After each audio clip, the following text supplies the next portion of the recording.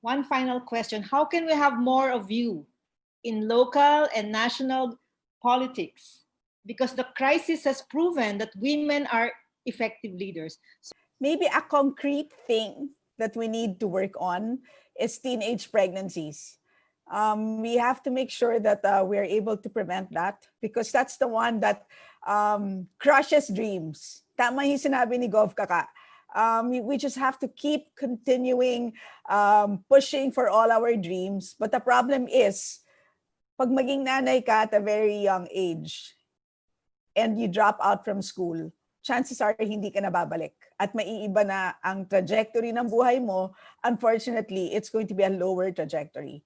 So sa tingin ko, yan ang konkretong pwedeng gawin. Let's delay man lang the age of motherhood. No? Kailangan mo na makapagtapos ng pag-aaral bago maging nanay. First, nakita ko ang daming SK chairman na babae. Okay, so more and more young people are interested to join local politics and to be leaders. So I think that's the first step. And tama si Congresswoman Stella, keep them in school, because there is a study that if you keep girls in school until age 18, the chances of them pursuing higher education is higher. No, so we just have to invest on girls' education. Another thing that I would like to share is, alamin natin, ano ba mga hindrances? Why are less women entering politics? Why? Because number one, paano mababalansehin ang chores ng ang duties ng asawa ka, nanay ka, tapos meron ka pang trabaho. Grabe yun eh. And then expected ka na ikaw ang gagawa ng household responsibilities. So palagay ko we can make more legislation to protect our women, give them more opportunities for livelihood, of course support them through school, and palagay ko if they have more time, no, because they can be more adept in balancing yung time in the family and at work, because merong yung mga maternity leave, yung mga ganyan, no? So palagay ko mas maraming mga babae magsasabi na kakayanin ko naman, no? Kakayanin ko naman. But we have to start them young. We have to start them young. And I think tama yung kanina, hindi ko alam kung sino nagsabi, I think it's Governor Kaka, na let's break the stereotypes. Now, let's break the stereotypes. And I think that's what we're doing now. We're breaking stereotypes and we're showing that, you know, even these female qualities and traits, there are qualities and traits that we need in a crisis situation. And because of that, many women leaders have nag-shine, no? They shone in this dark days of the pandemic. So I think we have to strike it while it's hot, no, Marites? Mainit na issue to, so simulan natin sa mga kabataan. And I think I'd like to do that with our SK. They're really trying to convince them that this is all worth it. Being a leader, no, and entering politics is an option for both men and women. And we encourage that more females participate in leadership positions. I think first and foremost, what we need to address is changing women's mindsets. Kasi kahit mismo tayong mga kababaihan, baka hindi tayo naniniwala na we can be very good leaders. So I think trying to develop that more sa mga kababaihan. I think we're on the right track. We have role models, people we can look up to. So that's very important. Siguro kailangan natin baguhin din yung mindset, kasi minsan ang kababaihan, yung ibang kababaihan, they say to themselves, it's okay to have a family and that's it. Parang yun na yung kanilang primary motivation.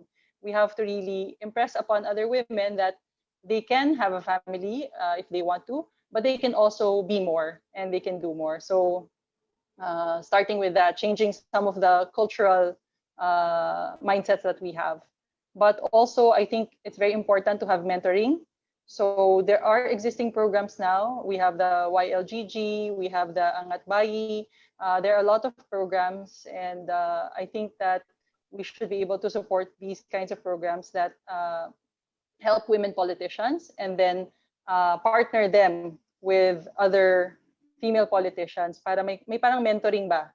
Kasi what I've noticed is that some of the very progressive politicians, they win, and then maybe they have a difficult time getting re-elected.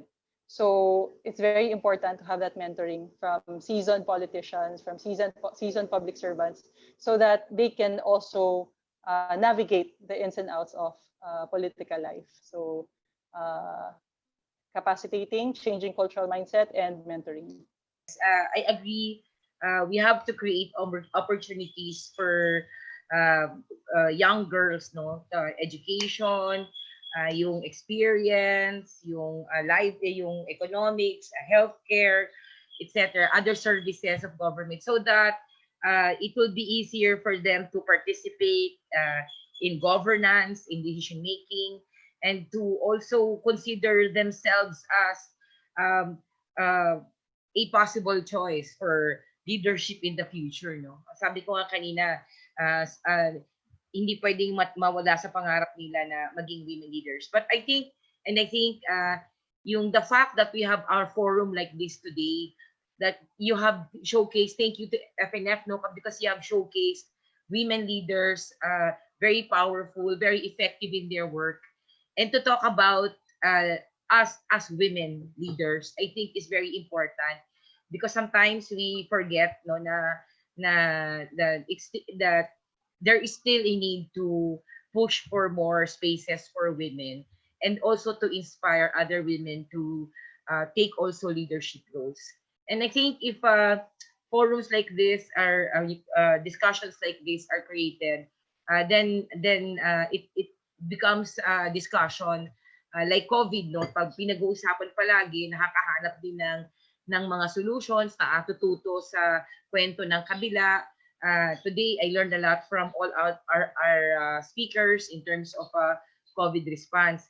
And if we create these types of spaces and these types of opportunities for young leader and young women and young girls, no, in our localities, then it becomes possible for them to dream big and to think that even impossible things can be made possible if I am given this opportunity. So I guess hindi pa tapos ang trabaho, hindi lang sa COVID, hindi lang sa pag-iisip na economic, social, mental, at yung health protocols, but it's also very important that to push more